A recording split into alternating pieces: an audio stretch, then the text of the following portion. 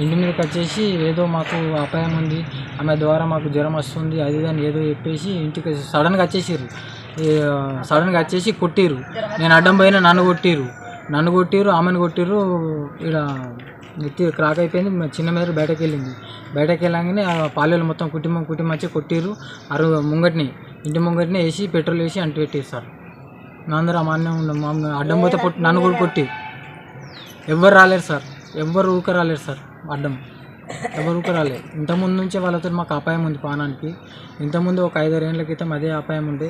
సడన్గా వచ్చిర్రు 2 రోజుల ముందు అంటేనేమో మేము కేసు అనేది ఏదైనా ట్రై చేస్తుండే. సడన్గా వచ్చేసి 15 నిమిషాలలో కథం చంపేసారు సార్. చేసి ఇట్లా చేసి సార్ పాలోళ్ళు వేసారు, పాలోళ్ళు చంపేసారు. వాళ్ళు మా పాలోళ్ళే రామస్వామి, మురళి, అంటిపెట్టిన రామస్వామి, మురళి, శేఖరు, బుజ్జి, లక్ష్మి వీళ్ళంటివి. పోష మెయిన్ కారకురాలు వీళ్ళు.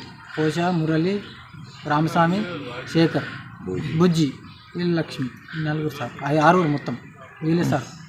నన్ను దొరకబట్టుకుంటూ కొట్టి ఆమె మీద పెట్రోల్ పోసి చంపేసి సార్. ఎవ్వరు రాలేరు సార్ అడ్డం. దాకా ఇవే ఇబ్బందులు ఉన్నాయి సారు. ఎప్పుడు ఆమె మీద ఎంతో పట్టుకొని పోయినా జ్వరం వచ్చినా ఈమెనే చేసింది ఈమెనే చేసిందని ఈమె మీద గొడవ అయింది. మస్తులు అయింది. ఒకసారి ఇడికి వచ్చిర్రు, అట్లా మాట్లాడుకోరు. పొలంలో అయిపోయింది. ఇంటికి పోయినాక మళ్ళీ ఆమెను ఎప్పటి నుంచి కావాలి కాస్తురో, నిన్న వద్ద కావాలి కాసిరా, మన వద్ద కావాలి కాసిరా. రాత్రి కురేవాళ్ళ కొట్టిర్రు, యాసిడ్ పోసిర్రు, అంటి పెట్టిర్రు. కొడుకు అడమైతే కొడుకుని నూకేసిర్రు. మొగడు లేడు చూడబోయింది దేవుని కాడికి.